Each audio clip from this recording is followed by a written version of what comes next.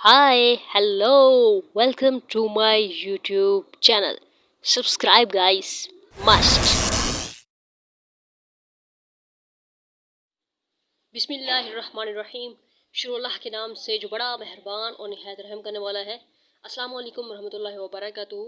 Dear students, my dear students, how are you? Hope so you are well. Okay, so Thomas Calculus 11th edition, chapter 15 कि exercise 15.1 तो हम कर चुके हैं और आपका अभी मैंने कल कमेंट देखा है 15.2 एक्सरसाइज करा दो। तो फिर मैंने सोचा कि आज ही मैं आपको करा दूं। आज देखा है या कल देखा है पता नहीं, मैंने आज ही देखा है आपका। हाँ जी, आज ही देखा है मैंने कमेंट और मैंने सोचा कि भाई मैं आप लोगों को एक्सरसाइज करा दूं। ठीक है जी, एक्सरसाइज 15.2 है जी। आप लोगों ने कहा करा दो तो मैंने कहा चलो जी करा देते हैं। एक्चुअली मेरा जो इस वीडियो में मैंने कराने थे 1 to 8 तक क्वेश्चंस कराने थे, बट मेरे मोबाइल में होती है स्पेस कम। ठीक है, तो इसी वजह से वीडियो ज़्यादा लंबी नहीं बना सकती, छोटी छोटी मुझे बनानी पड़ती हैं। सो अगर चैनल पे न्यू है तो कर लीजिए सब्सक्राइब, और अगर वीडियो अच्छी लगे तो करना लाइक। ओके, अच्छा तो अब एक्सरसाइज 15.2 है। पहली बात तो ये है कोई मुश्किल नहीं है, बहुत आसान है। ठीक है, और 15.2 है, थॉमस कैलकुलस 11th एडिशन है। ओके ना, हाँ जी पता है। ओके ओके ओके ठीक है। अब यहाँ पर एक्सरसाइज 15.2 में क्या करना है? अरे क्या करना है इसमें? अरे इसमें करना है एरिया फाइंड। अच्छा, एरिया फाइंड क्या मतलब?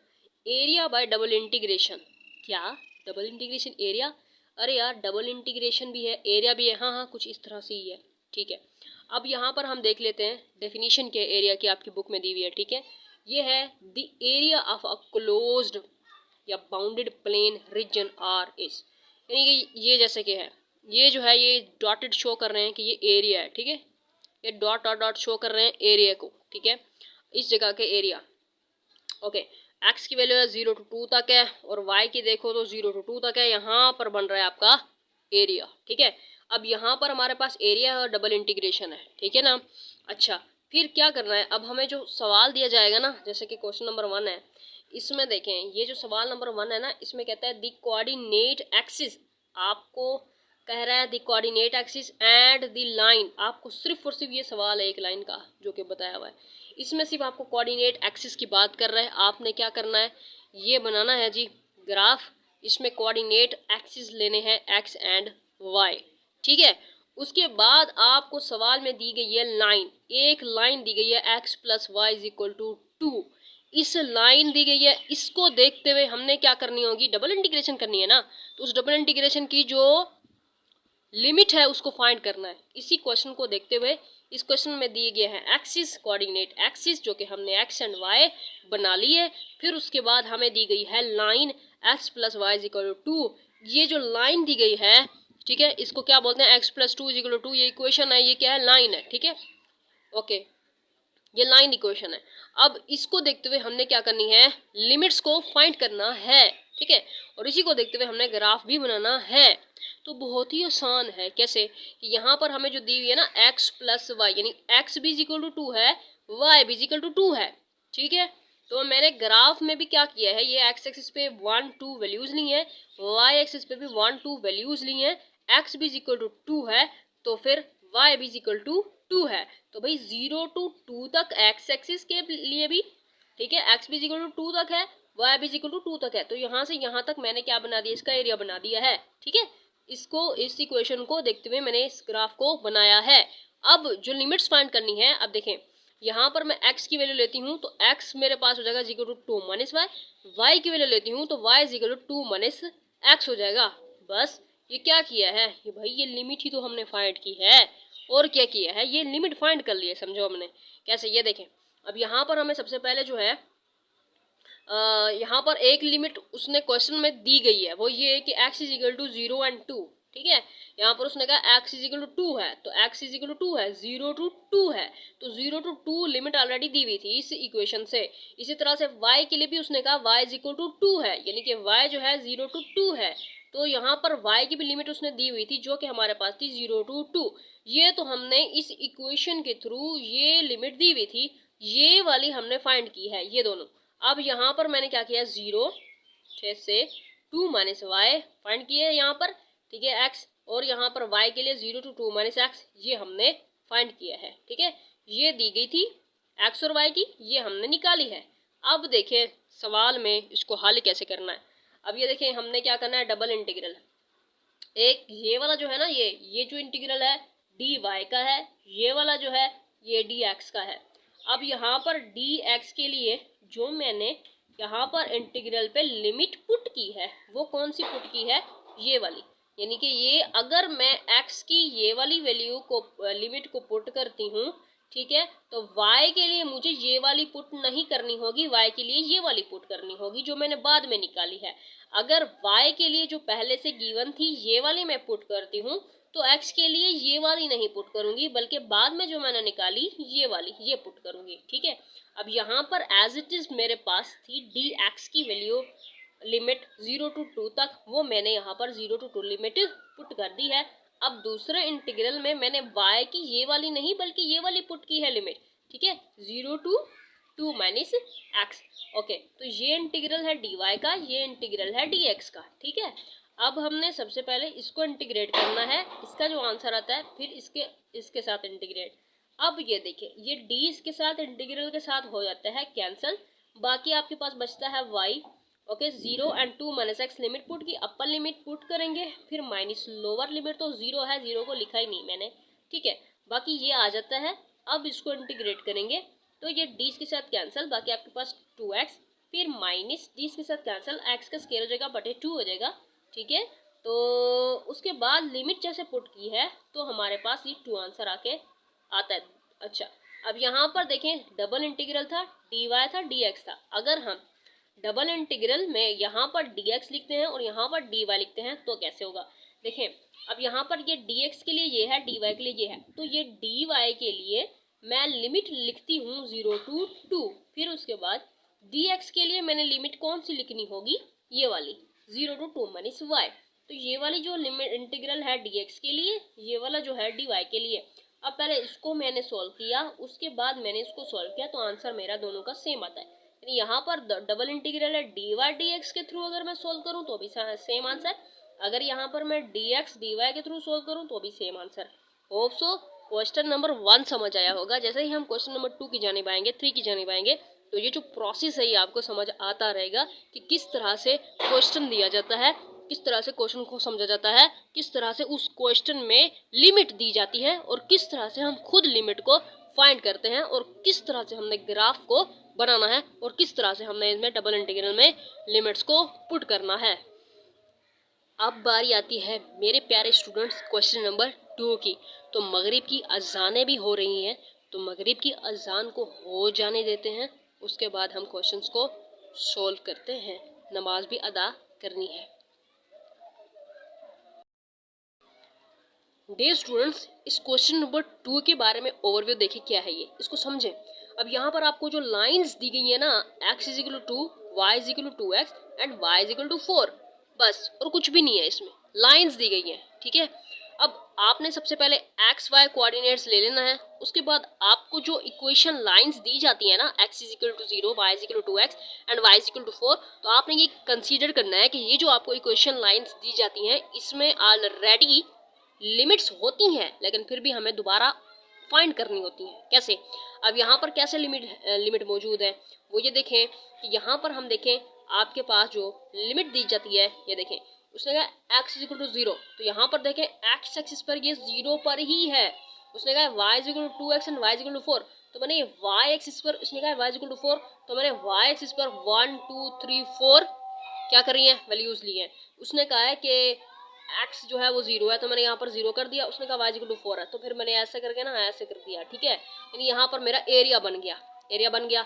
अब उसने कहा y is equal to 2x, तो मैंने कहा चलो जी यहाँ पर हम लिखेंगे y is equal to 2x। अगर हम यहाँ पर लिखें x is equal to y बटे 2, तो भाई ये तो दी हुई है लिमिट, और क्या है, ये x की है ये y की है, यानी उसने एक लिमिट आपको दी हुई है ये वाली कि आपको पहली उसने जो है दी है गिवन थी आपके पास x जो है वो इज इक्वल टू 0 to 2। अच्छा 0 to 2 कैसे?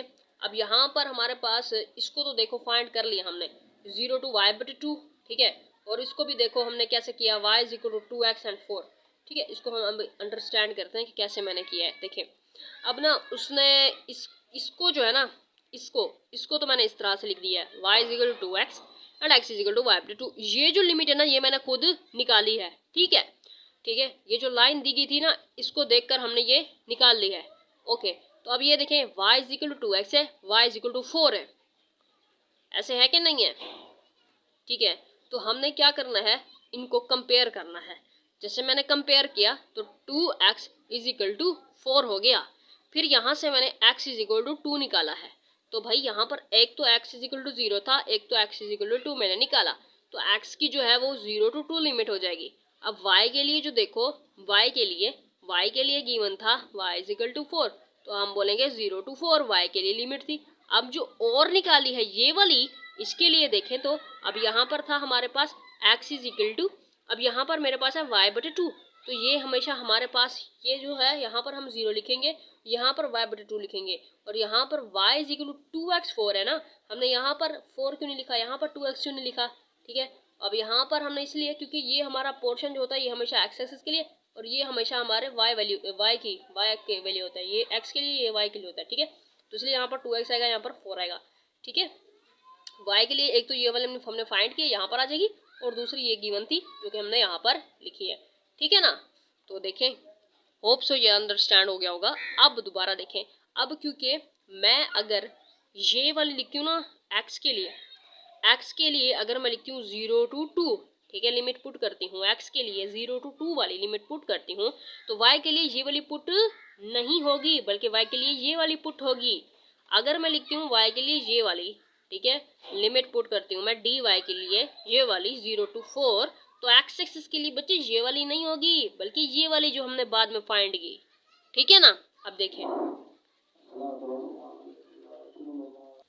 देखें यहाँ पर है मेरे पास इस इंटीग्रल में ये जो है किसके लिए है, dx के लिए, ठीक है। 0 to 2 मैंने पुट किया और dy मैंने 2x 4 पुट किया, ठीक है। तो अब ये जो है ये dy की है, ये जो है ये dx की है, ठीक है ना। इस प्रोसेस को देखें, ओके। अब देखें इधर देखें दूसरी बार, अब यहाँ पर मैंने यहाँ पर dx, ये इंटीग्रल dx का है, ये जो इंटीग्रल है ये dy का है। अब ये dy के लिए मैंने 0 to 4 पुट किया है, तो फिर यहाँ पर dx के लिए क्या पुट करेंगे, 0 to y बटे 2 ये वाली पुट करेंगे, ठीक है। होप सो आपने कॉपी पेंसिल निकाली भी होगी और आप नोट कर रहे होंगे, ठीक है जी। अब यहाँ पर है मेरे पास देखें, अब यहाँ पर ये इसके साथ कैंसिल आउट, बाकी आपके पास y नीचे लोअर लिमिट ऊपर अपर लिमिट, फिर पुट करेंगे upper limit minus lower limit, ठीक है। फिर उसके बाद दोबारा से अब इसको हमने क्या करना है, इंटीग्रेट, ये है हमारे पास d इसके साथ कैंसिल आउट, बाकी आपके पास देखो 4x, फिर माइनस ये 2x और x का जगह स्क्वायर, फिर नीचे वही डिवाइड भी करता है, इंटीग्रेशन में डिवाइड कर दिया, ये 2 से हो गया कैंसिल आउट, ठीक है। यहाँ पर बचेगा सिर्फ एक्स स्क्वायर। अब यहाँ पर हमने पुट करना है अपर लिमिट फिर माइनस लोअर लिमिट, आंसर आपके पास 4 ही आएगा। फिर उसके बाद इधर देखें, यहाँ पर भी वही प्रोसेस है, ठीक है। आपके पास होता है y बटा 2, यहाँ पर इसमें देखें 1 बटा 2 को यहाँ पर ले आया, कॉन्स्टेंट था, ठीक है, ये कॉन्स्टेंट इंटीग्रल से बाहर ही आता है, तो 1 बटा 2 आ जाएगा यहाँ पर। फिर उसके बाद बस बचता है यहाँ पर y dy, तो यहाँ पर इसकी इंटीग्रेशन हो जाती है y स्क्वायर बटे 2, तो यहाँ 2 से हो गए, मल्टीप्लाई होके हो गया 4। अब यहाँ पर y स्क्वायर बटे 4, अब लिमिट पुट करेंगे, पहले अपर लिमिट फिर माइनस लोअर लिमिट।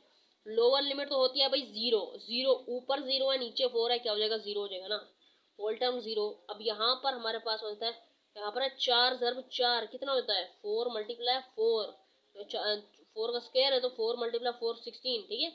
तो यहाँ पर अब 4 बार 16 होता है, तो आपके पास 4 आंसर है। इस तरह सोल्व करो या इस तरह सोल्व करो, ठीक है। पहले dy dx या फिर पहले dx dy, दोनों तरीके से सोल्व करो, आपने पेपर में एक ही तरीके से सोल्व करना है, ठीक है। ओके, ये 2 तरीके आपको समझाने के लिए हैं, ठीक है जी। ओके, क्वेश्चन नंबर 2 भी हमने कर लिया है सोल्व। अब हम करते हैं क्वेश्चन नंबर 3 को। अब क्वेश्चन नंबर 3 में क्या कोई पहाड़ बैठा है, कोई शेर बैठा है, कौन बैठा है, हाथी बैठा है, कोई नहीं बैठा, आसान सा है। अब दी पैराबोला, अच्छा जी पैराबोला दिया हुआ है। पैराबोला क्या होता है, पैराबोला की शेप्स का हमें पता है पड़ा भाई, पागल ना बनाओ, ऐसे होती हैं, ऐसे होती हैं, इस तरह की शेप्स होती हैं जी पैराबोला की। अच्छा, अब है जी x is equal to minus y square at the line. अब focus, just focus on the line, जो कि आपको इक्वेशन लाइन दी जाती है ना क्वेश्चन में, उसके ऊपर फोकस करना है, ठीक है। बाकी जो भी बोलता रहे, कोऑर्डिनेट एक्सिस बोलता रहे, पैराबोला बोलता रहे, कुछ भी बोलता रहे, डजेंट मैटर। मैटर ये करता है कि जो आपको क्वेश्चन लाइन दी जाती है उसी के ऊपर आपने फोकस करना है, उसी से ही आपने लिमिट्स को फाइंड करना होता है। अब ये देखें, ये था मेरे पास y is equal to x plus two, तो मैं इसको कर देती हूँ x is equal to y minus two. So मेरे पास लिमिट जो है वो हमारे पास क्या हो जाती है, फिर फाइंड कर देती हूँ मैं, कौन सी, यानी कि y माइनस टू, ये वाली x की, ठीक है, फिर ये वाली जो गिवन थी माइनस वाई स्क्वायर, तो वही x एक्सिस के लिए तो मैंने फाइंड कर ली है। फिर इसी तरह से देखें, अब मेरे पास हो जाता है ये भी x है ये भी x है, दोनों को करना है मैंने कंपेयर कर दिया, दोनों को कंपेयर कर दिया। जैसे पिछले क्वेश्चन में भी हम कंपेयर करते आ रहे थे, y इज इक्वल टू फलाना और y इज इक्वल टू ढींगड़ा, तो दोनों को हमने कंपेयर कर दिया था। इसी तरह से यहाँ पर भी ऐसे ही है, यहाँ पर x is equal to something है, x is equal to something है, तो इसीलिए दोनों को क्या कर दिया मैंने, कंपेयर करने के बाद यहाँ पर देखें, ये हमने मैट्रिक में जो पढ़ा था भाई, ठीक है, फैक्टर्स निकालने होते हैं। अब यहाँ पर देखें, हाँ ये देखें, अब मैंने इसको जरा तरतीब दे दी है, ये इसको मैंने तरतीब दी है, ये प्लस का वाई स्क्वायर यहाँ पे आ गया, ये प्लस का वाई था यहाँ पे आ गया, माइनस टू यहाँ पर इज इक्वल टू जीरो कर दिया। अब इसको आसानी से हम सोल्व कर सकते हैं, कैसे कि यहाँ पर अगर मैं जमा माइनस करूँ तो मेरे पास आए प्लस का वन, और मैं, ठीक है, मल्टीप्लाई करूँ तो मेरे पास आए माइनस का टू। तो भाई मैंने यहाँ पर लिख दिया y square plus two y minus y, जमा माइनस करो तो क्या आता है, प्लस का वाई या वन, ठीक है, वन वाई, ठीक है, यहाँ पर प्लस का वन वाई हो गया। उसके बाद देखें, अब इसको मल्टीप्लाई करें तो जमा माइनस क्या हो जाएगा, minus two one the two, तो माइनस टू हो जाएगा, ठीक है। तो फिर ये इसको ऐसा करने के बाद यहाँ से हमने जो हम फैक्ट ये निकाले हैं, यानी यहाँ पर हमारे पास आप क्या आ गया y प्लस टू और यहाँ पर आ गया y प्लस टू। अगर ये दोनों सेम है तो आपके पास ये ठीक है सवाल। अगर आपके पास ये रकम और ये रकम, इन दोनों का साइन जो है वो चेंज हो जाता है, तो मतलब आप गलत कर रहे हो। तो अब यहाँ पर ये सेम है तो हमने ठीक किया, ओके। अब यहाँ पर इसके फैक्टर निकालेंगे, y minus one, y plus two equal to zero, इसको इक्वल टू जीरो करेंगे, इसको इक्वल टू जीरो करेंगे। अब देखिए y equal to one and y equal to minus two, यानी y की जो लिमिट थी वो हमने फाइंड कर ली, जैसे कि हमने x की फाइंड की है, ठीक है, ओके। उसी तरह से हमने y की फाइंड कर ली है, y की फाइंड कर ली है, तो y equal to minus two और वन आ जाएगा, ठीक है, माइनस टू से वन तक इसकी आ गई लिमिट। अब यहाँ पर मैंने पुट कर दी है माइनस टू से वन तक dy की लिमिट, dx के लिए जो मैंने फाइंड की है ये वाली, ठीक है, वो यहाँ पर इसे पुट कर देंगे, ओके। ये हमारा सवाल है यहाँ पर, इसमें और मजीद बड़ा कुछ नहीं है, ठीक है, इसका सिर्फ एक ही यही मेथड होगा, क्योंकि यहाँ पर y की तो गिवन ही नहीं थी, हमने फाइंड की है, सिर्फ एक ही है, ठीक है, यही है, ओके। सो इसीलिए यहाँ पर फिर हमने इसको इस तरीके से फाइंड किया है, सोल्व किया है। अब यहाँ पर कोऑर्डिनेट एक्सिस में देखें तो यहाँ पर जो आपको एरिया दिखाई दे रहा है, जो शेप दिखाई दे रही है, पैराबोला की शेप है, और उसने यूँ कहा था कि x is equal to minus y square है। उसने फिर यहाँ पर हमने यूँ कर दिया कि भाई ये x है, तो इसका इसने कहा कि माइनस वाई स्क्वायर है, तो इसलिए ये y के ऊपर हमने क्या था वन, नीचे देखें, नीचे नेगेटिव आएंगे, माइनस वन माइनस टू, यहाँ पर पॉजिटिव वैल्यूज होती हैं, नहीं लिखना, क्योंकि यहाँ पर हमने नेगेटिव में जाना है, क्योंकि x is equal to minus y square है, तो इसलिए minus one minus two minus three minus four तक वैल्यूज बने ली हैं। यहाँ पर आके पैराबोला बनेगा, क्योंकि उसने कहा x is equal to minus y square, ये जो x है ये कह रहा है माइनस वाई स्क्वायर, तो ये पैराबोला की शेप यहाँ पर आएगी माइनस वाई की साइड पर, ठीक है, ओके। फिर यहाँ पर हमने कहा है, उसने कहा है कि y is equal to x plus two, तो यहाँ पर हम लेके आएंगे x प्लस टू है, तो ये x एक्सिस के ऊपर यहाँ पर इस टू वाली साइड पर ऐसे पैराबोला हमारे यहाँ पर देखें, यहाँ पर ये जो x है ना, यहाँ पर आपने लिखना है x equal to minus y square, यहाँ पर जो है y एक्सिस के लिए आपने लिखना है y equal to x plus two, that's it, और कुछ भी नहीं है, बन गया आपका ग्राफ, ओके। सो यहाँ पर फिर जैसे इसको सोल्व किया है, देखिए दोबारा मैं समझा देती हूँ कि माइनस टू से वन तक आ जाता है, ओके। सो अब यहाँ पर हमने इसकी अपर लिमिट पुट की है, फिर माइनस लोअर लिमिट पुट की है। अब देखें अपर लिमिट पुट करिए ना तो माइनस टू वाई स्क्वायर, फिर माइनस जब लोअर लिमिट पुट कर रहे होते हैं तो y माइनस टू है, lower limit minus lower limit put करते हैं तो माइनस माइनस प्लस होके y प्लस टू आ गया यहाँ पर, ठीक है, ओके। तो यहाँ पर दोबारा से देखें, अब इसको इंटीग्रेट किया है, इंटीग्रेट करने के बाद लिमिट पुट की है, लिमिट पुट करने के बाद हमारे पास आंसर आता है 9/2, ठीक है। तो क्वेश्चन नंबर 3 भी हमने कर लिया है सोल्व।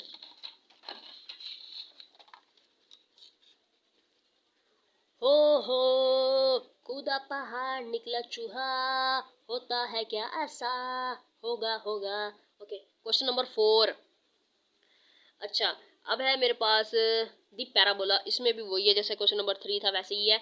इसमें आपको लाइन कौन सी दी गई है, ठीक है, y is equal to minus x. अच्छा, तो यहीं से ही हमने क्या करना है, y is equal to minus x है ना, तो भाई x is equal to minus y हो जाएगा। दैट्स इट, हमने x की जो है वो फाइंड कर ली, minus y to y minus y square. ये एक ये वाली दी हुई थी, एक ये हमने फाइंड किया, तो माइनस वाई, फिर ये वाली आ जाएगी वाई माइनस वाई स्क्वायर। ठीक है, अपर लोअर लिमिट हमने इसकी फाइंड कर ली x की। अब देखें y की कैसे फाइंड करेंगे, हमें पता चल गया, क्योंकि ये भी x है ये भी x है, दोनों समथिंग है, दोनों को कंपेयर करेंगे। दोनों को कंपेयर करने के बाद यहाँ पर उसको सोल्व करते हैं। ठीक है, यहाँ से हमने y को कॉमन ले लिया है। Okay, so y equal to 0 जगह, और यहाँ पर आपके पास देखें तो y, यहाँ पर देखें आपके पास हो जाए y इक्वल टू 2, तो 0 to 2 हमने ये फाइंड कर ली। वाओ, इक्वेशन नंबर 1 कह दिया, इक्वेशन नंबर 2 कह दिया। वाओ, हमने फाइंड कर ली लिमिट्स। अच्छा, अब यहाँ पर देखें, अब हमने पुट करना है यहाँ पर 0 to 2। 0 to 2 मैंने किसकी पुट की, डी वाई की। डी एक्स की क्या होगी फिर, माइनस वाई से वाई माइनस वाई स्क्वायर। ठीक है, अच्छा यहाँ पर देखिए ग्राफ कैसे बनाया, यहाँ पर एक्स एक्सिस है वाई एक्सिस है। उसने कहा कि y equal to minus x. अरे यार, ये y equal to minus x, तो इसका मतलब ये है कि ये माइनस एक्स की तरफ ऐसे जाएगा। अब उसके बाद दोबारा से एक्स को देखें तो एक्स भी कह रहा है minus y, x is equal to minus y. अब ये भी वाई के लिए भी हम माइनस वाई वाला फाइंड करेंगे भाई, ये माइनस तक जाएगा, बाकी एरिया आपके यहाँ पर बन गया। ठीक है, अच्छा तो यहाँ पर हम बस पुट कर देंगे y is equal to minus x, यहाँ पर पुट कर देंगे x is equal to y minus y square. That's it. ठीक है, ये एक्चुअली जो क्वेश्चंस हैं इतने इंपॉर्टेंट नहीं है, नीचे जो क्वेश्चंस आ रहे हैं ना एग्जाम पॉइंट ऑफ व्यू से, वो ज़्यादा इंपॉर्टेंट है। ठीक है, जो बहुत बड़े बड़े सवाल होते हैं ना, वो क्वेश्चन में नहीं आता इतना, जो छोटे छोटे सवाल होते हैं वही आते हैं, क्योंकि वो खुद भी तो सुस्त होते हैं ना पेपर बनाने वाले। वो कहते हैं बस शॉर्टकट में छोटे छोटे सवाल हों, छोटे छोटे MCQ हों, जल्दी से पेपर बन जाए। कौन इतनी बड़े बड़े सवाल लिख के इतने बड़े बड़े पेपर बनाता है। आ गई समझ आपको।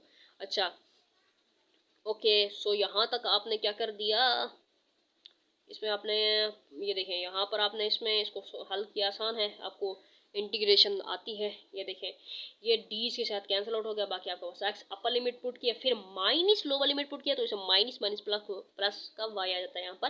फिर उसके बाद यहाँ पर देखें, ये भी प्लस का वाई था, ये भी प्लस का वाई था, दोनों को हमने प्लस कर दिया, तो 2y माइनस वाई स्क्वायर हो जाएगा। अब यहाँ पर उसको इंटीग्रेट करेंगे, ये 2y है, फिर वाई स्क्वायर बटा 2 है, 2 से कैंसिल हो जाएगा।